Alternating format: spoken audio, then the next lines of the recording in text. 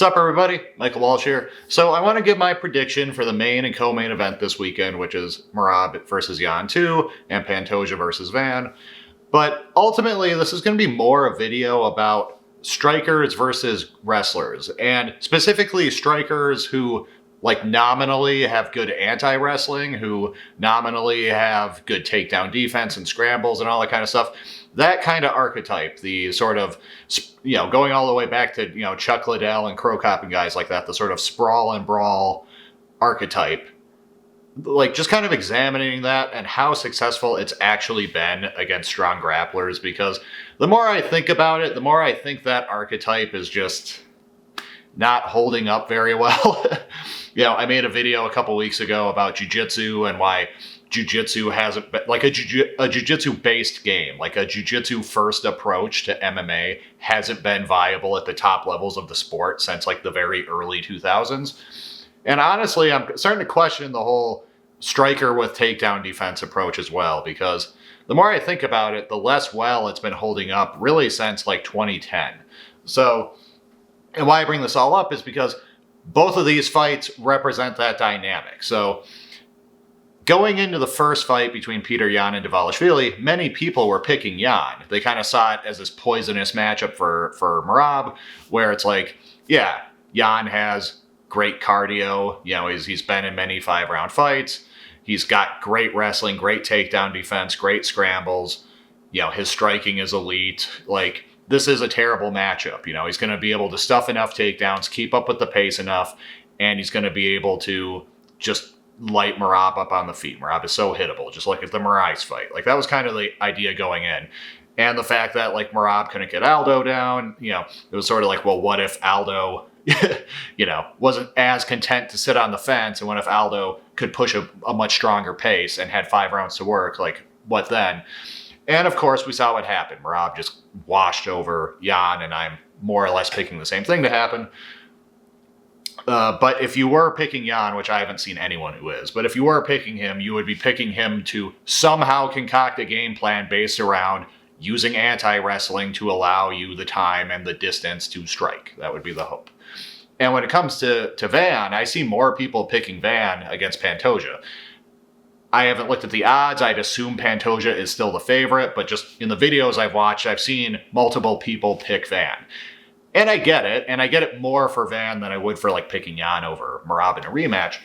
But nevertheless, I think it's kind of a fool's gold pick. Now, Van is young, he's on this great streak, he has shown good takedown defense, his boxing is great. Pantoja is getting older, and so is Merab, but Pantoja, he's hittable, he's been hurt in fights, he's not, he might be the more dangerous submission artist than Merab, but he's not the same quality of wrestler, so it might just be a thing where Van can keep it off the ground enough to not end up in those dangerous positions. Now that's deceptive when talking about Pantoja, because Pantoja doesn't necessarily need to get a takedown. He just needs to get to your back, and then he can literally sit down and pull you on top of him. And then, just watch Jack Slack's video breaking down how he uses the crab ride. But if you want to actually get into the weeds about the technique of it all, but having great takedown defense doesn't actually promise you that Pantoja won't get you to the ground, because he won't take you down in a conventional way. It's not just single legs and double legs and shit. Anyways, but big picture, I think we're seeing something about this archetype, because this isn't the first time we've heard this story about Pantoja. Look at his last 2 fights. That was the hope for Kai Asakura, and a lot of people weren't picking Kai because, he's relatively inexperienced at the elite level, but stylistically, people were he's this very fast, very powerful striker, he's got good takedown defense, that's the style you'd want to be at a grappler, right? And of course, what happens? He just gets mauled and submitted. Same with Kai Kara France. It's he's got pretty good takedown defense, and he's a powerful puncher, and he's a skilled striker. This could be a tough matchup for Pantoja. I saw people picking Kara France. What happens? He gets taken down and mauled and submitted. And again, that's what happened when Yan fought Merab. And if you saw my prediction video that I made for Islam versus JDM, I basically said, like, look, this hasn't worked against Team Khabib. This, this hope of like the good striker with good takedown defense, it's just not holding up against these guys. Because, look at Khabib's run. Conor, who does, even Conor's not a good example because his takedown defense was never like amazing.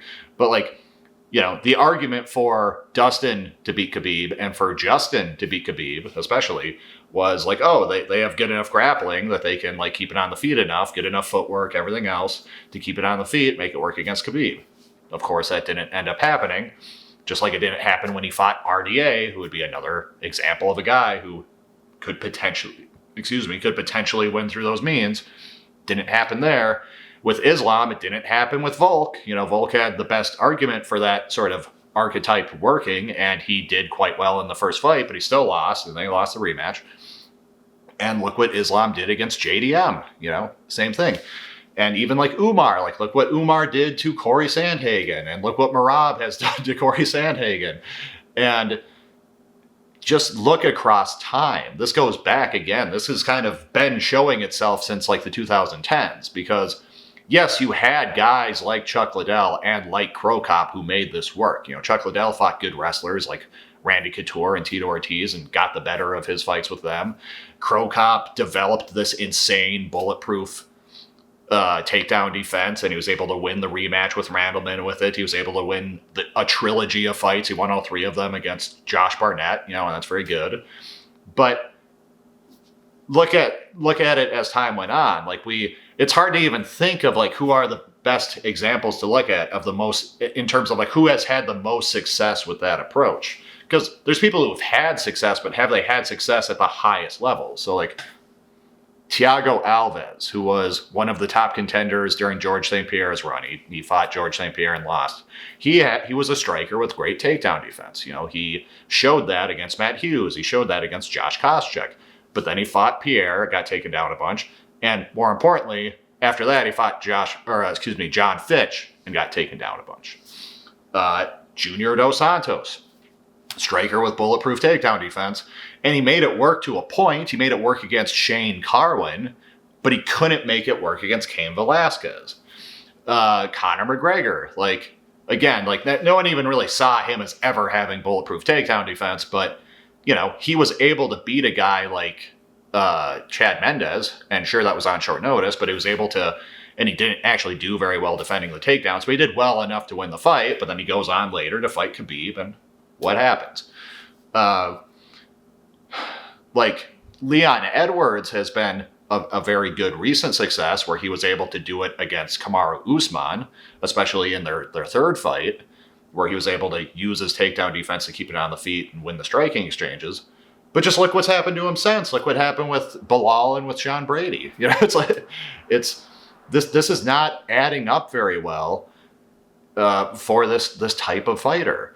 And I talked about Aljamain Sterling in a previous video. Like, everyone thought this was the way to beat him, but then he beat like 5 dudes who fit that mold, because guys like Jimmy Rivera, guys like Pedro Munhoz, guys like Peter Yan, guys like Henry Cejudo, guys like TJ Dillashaw, guys like Calvin Kattar, like the argument for those guys to beat Sterling would be that they're these, strong enough guys with, often short, stocky power punchers with good takedown defense. They're going to keep it on the feet. They're going to box him up. That would be the argument. But he beat every single one of those guys. And sure, he was losing the first Yan fight and won the rematch narrowly. And sure, Cejudo was kind of old and undersized in that fight. And the Dillashaw fight, of course, was ridiculous because of the injury. But nevertheless, his record against that archetype is very, very strong. And don't get it twisted. Like, sometimes you can think what you're seeing is like a great striker with takedown defense, like beating a grappler, but it's really just 2 grapplers and one of them can hit really hard. So it's like, and some of the examples I gave in that list, kind of fit that. But like Pedro Munhoz is a grappler first and a striker second. But like, for example, think about Johnny Hendricks versus like John Fitch, where it's just like, yeah, Hendricks they're both wrestlers, and Hendricks is a big, strong wrestler. He's going to keep it on the feet and he's going to knock him out. And that's what happened. Think about Jake Ellenberger versus Jake Shields. Same thing. Like, they're both grapplers. Jake Ellenberger was a wrestler who just hit really hard. But because of that, it's like, well, we're on the feet. I'm just going to like conk you because you're like a slow, unathletic guy compared to me. And that's what's going to happen. But that's different than taking a striker who's like learned really good takedown defense and having that guy beat Jake Shields, you know, or having that guy beat John Fitch. And other guys who kind of fit this mold and who have had a lot of success in recent years, they just haven't had to fight like great wrestlers. Like Israel Adesanya is almost certainly the most successful example of this, and maybe tied with like Alex Pereira, but I think Pereira has had like a little bit worse success against grapplers narrowly. But neither of them have had to fight that good of grapplers. Like Israel Adesanya, sure, he took on like Derek Brunson, and he was able to, and Brunson was just desperate for the takedown, and Israel was able to keep it, you know, use the fence to defend the takedowns and keep it on the feet and get the knockout, and that's all well and good. And he went up to fight Jan Blachowicz and lost that fight, got out grappled, but it was kind of easy to say that the size advantage played a big role, that, you know, it wasn't that dominant of a grappling display. It was more just that he could get him in side control and just like hold him really tight because he was so big. But nevertheless, like we've just seen from Israel that his grappling isn't that amazing, you know, and beating someone like Brunson is kind of analogous to like Conor McGregor beating someone like Chad Mendes, which just like that didn't bode well as far as taking on Khabib. Like, I don't think anyone would pick Israel Adesanya to beat Khamzat Chimaev, and not just because he's old now, but even if you took a younger, more prime Israel against the current Khamzat, I don't think many of us would pick Israel. And, you know, same with Alex Pereira. Like, he fought Sean Strickland, who ostensibly has good wrestling but never uses it. He fought Jan Blachowicz and won a dicey split decision and did get out grappled, especially in the first round. And he fought Magomed Ankalaev and did not get taken down, but got held against the fence for a huge portion of that fight. And then in the rematch, he just like nuked him before anything happened, grappling-wise. The only grappling that happened was when he was rocked and he shot on Alex, and Alex sprawled and got on top of him. But all of this is to say that like this approach is just not working. Actually, you know, it's not working well at the highest levels.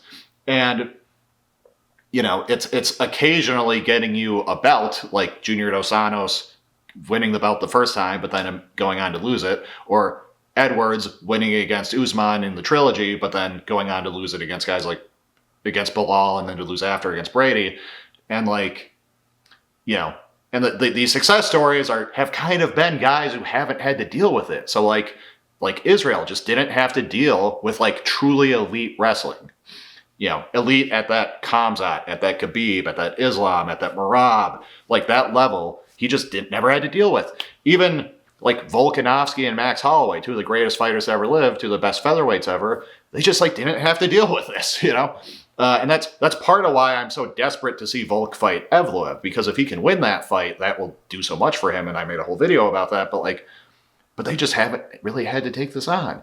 And you know, the only guy who's like really made this work at this level is Jose Aldo. You know, Jose Aldo, I would say easily has the best takedown defense in the history of the sport, and no one's actually out-wrestled him. The nearest that happened was Merab Dvalishvili against an old, out-of-prime Aldo, held him against the fence and couldn't get any takedowns. Like that was that's the most he's been out-grappled in a fight, really. He's had moments, like he got tired against Mark Hominick and got taken down in the 5th round, but like, broadly speaking, his takedown defense is just immaculate, you know? And, you know, another example that kind of comes to mind is Robert Whittaker, because if you looked at his fight with Jacare Souza and then his 2 fights with Romero, like his takedown defense and his scrambles were amazing. But again, that's just not... We saw against Khamzat the difference. And sure, that's an old an old Whittaker, but Romero was kind of, you know, he wasn't a controlling wrestler. You know, he didn't have the pace. He could explode, but he couldn't hold you down. Jacare, you know, he was an athletic jiu-jitsu guy. Yeah, he was a submission threat to a point. Yeah, he had good takedowns to a point, but like, you know, it wasn't on that level either. Like, that's just the theme here. It's like, some of these guys, the striker with good takedown defense works against a certain quality of opponent, and typically against people who sort of use takedowns to like win rounds or maybe to make you think about it so that their striking is more dangerous. And if there's enough of a skill gap, yeah, they can submit you, or yeah, they can just like hold you down for like the whole round and pound you out or something. But it's not working against the truly elite wrestlers who can more actively threaten you with ground and pound, who can push the pace and won't get tired. They don't just like explode into a takedown and then they're tired. It's not working against guys, who are also great submission threats. It's not working against guys who are integrating their wrestling, their jiu-jitsu, their judo, their sambo, whatever, into MMA. It's like it's the truly like top shelf wrestlers this is not working against. And again, like that's Israel Adesanya beating Derek Brunson, but none of us would pick him to beat Khamzat. That's that's Conor McGregor beating Chad Mendes and not beating Khabib.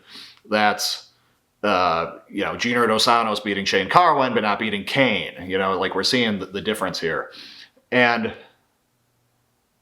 so again, like I keep seeing there's certain analysts and there's certain fans who want this to work and who think this should work on paper, that in a sort of rock, paper, scissors, Pokemon, grass, water, fire type kind of system, that this is the style that beats wrestling, that being a striker with great takedown defense is the way to beat the wrestler.